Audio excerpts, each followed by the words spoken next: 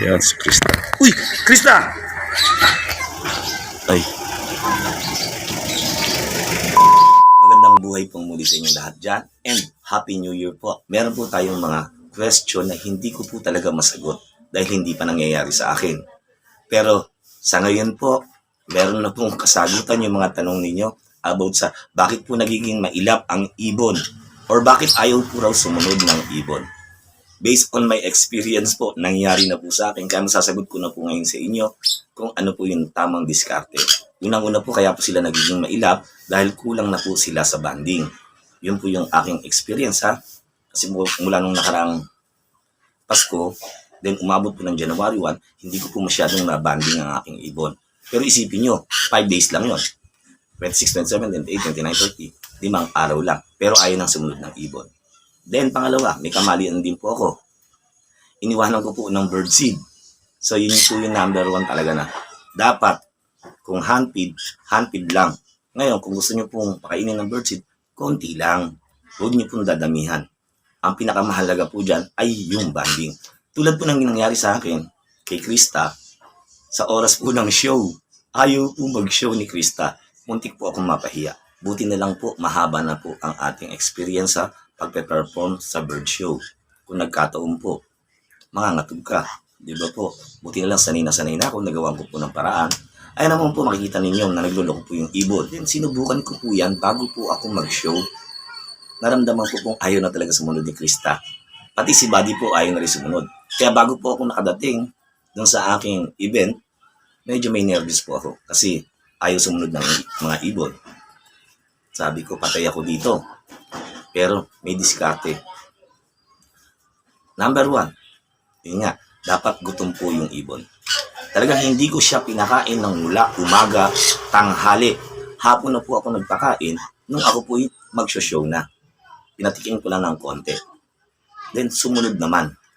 Pero si Krista, hindi po talaga siya sumunod. Kasi naging masyado siyang ilap. Kung makapansin ninyo, nandyan pa lang, lumilipad na siya. Kaya pag uwi ko, tinesting ko po siya. Ayaw niya sumunod. Alam niyo po ba, kahapon ang ginawa ko po, kalahating araw ko po siyang hawak. Andito lang po ako. Hawak ko lang siya kalahating araw. Sinusubuan ko lang. Unti-unti. Dinala ko siya sa labas. Naghanap ako ng mga bata.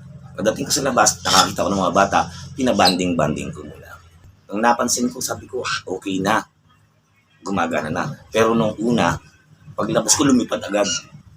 Tinakasan agad ako ng ibon. Nung mga nakaraang araw, may mali po talaga ako na nagawa. Yun nga, binigyan ko ng birdseed. Dapat po talaga, handfeed formula pa rin ang ibibigay ko. Kasi, dapat banding. Hindi pwedeng pakainin mo siya mag-isa. Pag pinakain siya na mag-isa at natuto na, naghahanap na siya ng birdseed. Makipapansin niyo po rito, ipinukul ko po si Krista. Ito tingnan niyo po. Pinukul ko po si Krista yung salon na para kunin yung candy. Nakakita po siya ng buhangin. Nanunuka siya ng buhangin. Akala niya birdseed. So hindi na siya bumabalik. Problema na yon. Nakita ko lang, sabi ko, patay na. Ito na. Kaya ngayon nililinis ko na po yung mga pwede niyang matukaan. Pati yung lona doon, kailangan alisin ko yung buhangin. Kasi nga akala niya is pagkain.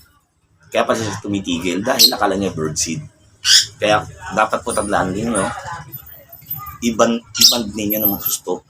Overbanding dapat ang gawin ninyo. Yun ang the best para hindi siya umilap. Tulad ko, tagal-tagal ko na nga po mag-show. Ang tagal ko nang hawak si Krista. Niliparan pa ako. Muntik pa akong takasan.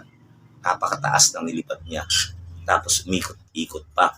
Sabi ko, patay na ako. Sayang naman si Krista. May tattoo pa naman ako kay Krista. Siguro sabi ko, tattoo na lang matitira sa akin.